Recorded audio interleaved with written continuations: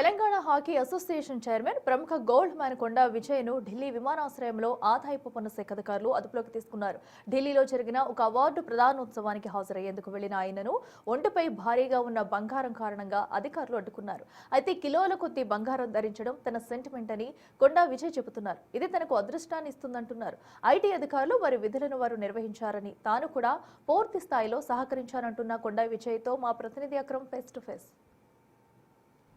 ప్రముఖ gold man Telangana hockey chairman Konda Vijay Kumar ఒక award ఫంక్షన్కి ఏదైతే ఢిల్లీకి వెళ్ళినప్పుడు ఢిల్లీలో ఎయిర్పోర్ట్ దగ్గర ఉన్నటువంటి ఐటీ అధికారులు తనని అదుపులోకి తీసుకొని తన దగ్గర ఉన్నటువంటి గోల్డ్ని సీజ్ చేశారు. సీజ్ చేసి దాదాపు 12 గంటల పాటు కూడా విచారించిన పరిస్థితి. అసలు ఆ రోజు ఏం జరిగింది, ఎందుకు ఆ రోజు అదుపులోకి తీసుకోవాల్సిన అవసరం వచ్చింది, గోల్డ్ సీజ్ ఎందుకు చేశారనేది తెలుసుకుందాం. ప్రస్తుతం మనతో హాకీ చైర్మన్ కొండా విజయ్ కుమార్ ఉన్నారు.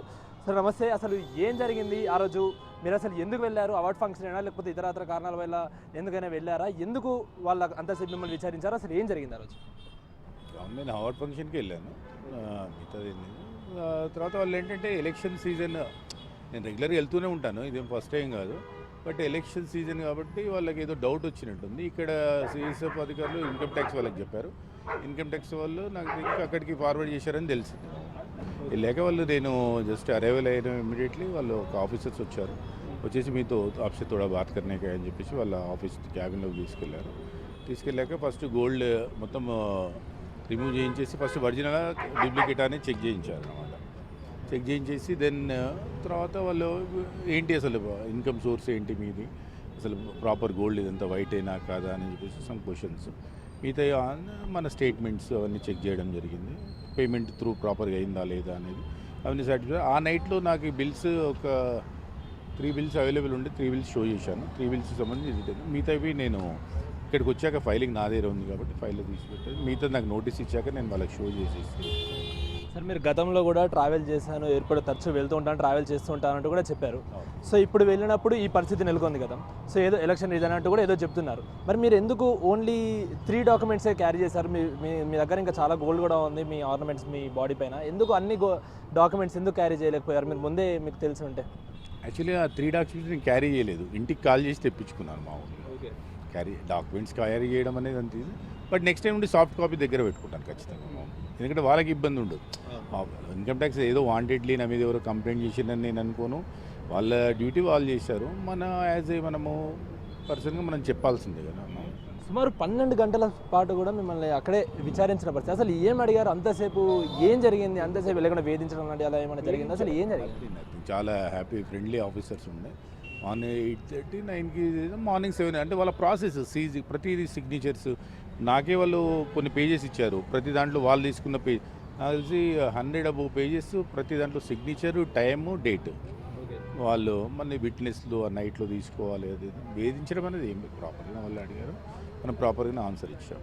ఆ రోజు మీరు మొత్తము ఎంత క్వాంటిటీ ఆఫ్ గోల్డ్ మీరు క్యారీ చేస్తున్నారు? ఎంత సీజ్ జరిగింది ఆ రోజు? ఒక 2.5 kgs ఉంది అనుకుంటాను.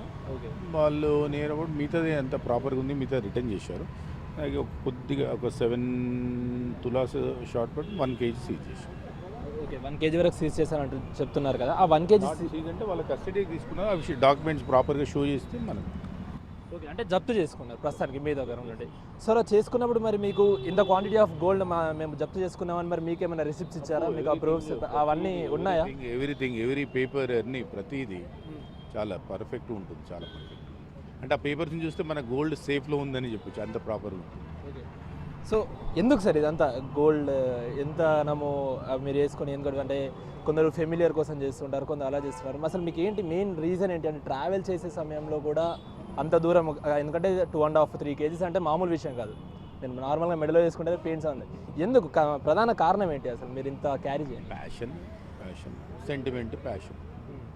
సో మరి ఫ్యూచర్లో మళ్ళీ ట్రావెల్ చేయబోతున్నారా ఇలా గోల్డ్ వేసుకొని? సో ఇప్పుడు ఇలాంటి చేదు అనుభవం మీకు ఎదురైంది కదా. చేదు అనుభవం నేనేమనుకోను. మన జర్నీలో మన జర్నీ సైకిల్ లాంటిది, అది ఖచ్చితంగా ఇలాంటివి ఉంటాయి. మనం చేసామంటే నెక్స్ట్ ఇంకా మనకి వైట్ ఉన్నప్పుడు మనము ఎంత వెయిట్ అయినా మనము ఏమంటారు క్యారీ చేయొచ్చు, అది ప్రాబ్లం లేదు. సో నెక్స్ట్ ప్రాసెస్ ఏం చెప్పారు సార్? మళ్ళీ ఎప్పుడు రమ్మన్నారు? ఎలాంటి డాక్యుమెంట్స్ సబ్మిట్ చేయమన్నారు? మొత్తం ఇస్తా అన్నారా లేకపోతే ఇంకేమైనా షరతులు పెట్టారా? షరతులు వాళ్ళు నోటీస్ ఇస్తారు, మనం దానికి రిప్లై ఇవ్వాలి అంతే. నేను మా సిఏతో మా చార్టెడ్ అకౌంట్తో వెళ్ళేసేసి వాళ్ళు ప్రాపర్గా ఎందుకు 1-2 టైమ్స్ ఎందుకు వాళ్ళని మనం సాటిస్ఫై చేసినప్పుడు వాళ్ళకి మనకి రిలీజ్ చేస్తారు. లేదంటే వాళ్ళ క్వశ్చనింగ్కి మనం రెడీ ఉండాల్సిందే ఆన్సర్. మళ్ళీ ఎప్పుడు రమ్మన్నారు? ఇంకా నోటీస్ రాలేదు, ఐ థింక్ వస్తుండొచ్చు అని అనుకుంటున్నాను. Okay sir, thank you.